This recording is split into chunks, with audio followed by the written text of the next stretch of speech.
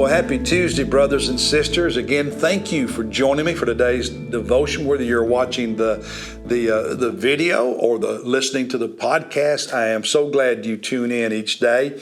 We are in Lamentations chapter 1. Lamentations is a very brief book that was written by Jeremiah the prophet following the destruction of Jerusalem, and it is a lament. It is an expression of grief and sorrow. And in chapter 1, he personifies the city of Jerusalem, and it's like the city is speaking, is expressing its lament, its grief after its destruction by the Babylonians, as God's judgment on the city for its sin, for the sins of the citizens. And the grief in this chapter is just overwhelming.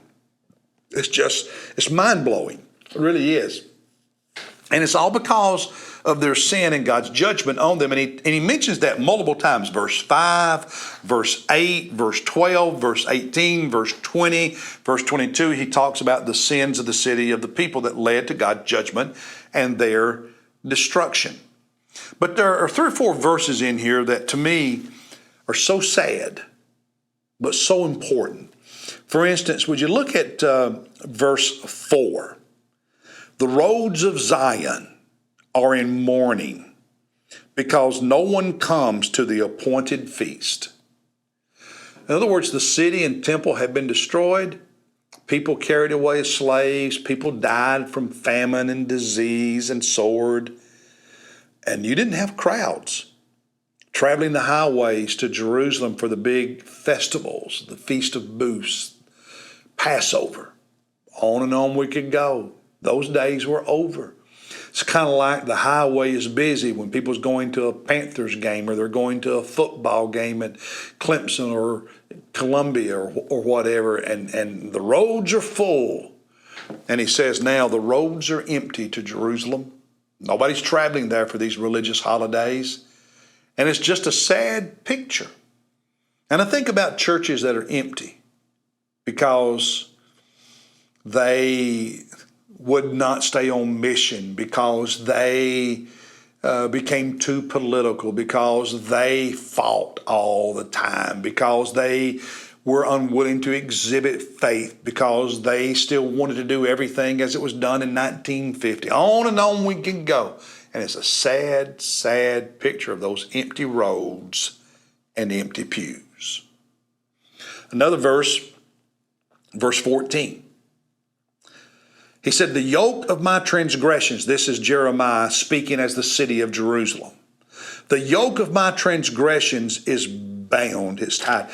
A yoke, what you put on oxen to control them. And it is as though he's saying the city of Jerusalem is tied, is under a yoke, is bound. In other words, sin makes you a slave.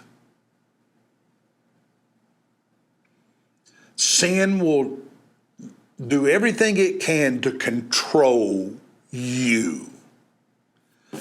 And that's why you can't let sin remain in your life. Another verse is verse 19. He said, I called to my lovers, but they deceived me. Again, Jeremiah personifying the city of Jerusalem. What is he talking about? Remember, Jerusalem was covered with idol worship, other religions. They had representations of other religions in the temple itself. And when the calamity came, when Babylon came, they prayed to those gods and those idols. Nothing. And everything you sell your soul to, instead of obeying God, in the end, will not help you. One more verse, verse 9. Talking about Jerusalem again, her uncleanness was in her skirts. He, in a few verses here, in euphemistic ways, describes a woman who is morally lax. And he says that was Jerusalem, that was Judah, being unfaithful to God. Like a woman unfaithful to her husband, she was unfaithful to God. And when she was doing that, in verse 9, she did not consider her future. Therefore, she has fallen astonishingly.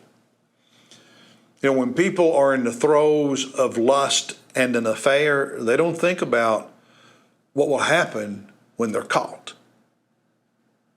And when the citizens of Judah and Jerusalem were sinning, they didn't think about what God might do in the future. And isn't that exactly how so many people live? We sin, we don't listen to God, we don't make time for God, don't make time for God's word, don't make time for worship. We do this, we do that, we do whatever we want, and we don't think that 5 years, 10 years, 20 years from now, we will pay for our negligence, for our sin, for our disobedience. That is how a fool lives. But a wise man considers his ways and counts, numbers, takes a record of his days, knowing that what he does today will have an impact on tomorrow.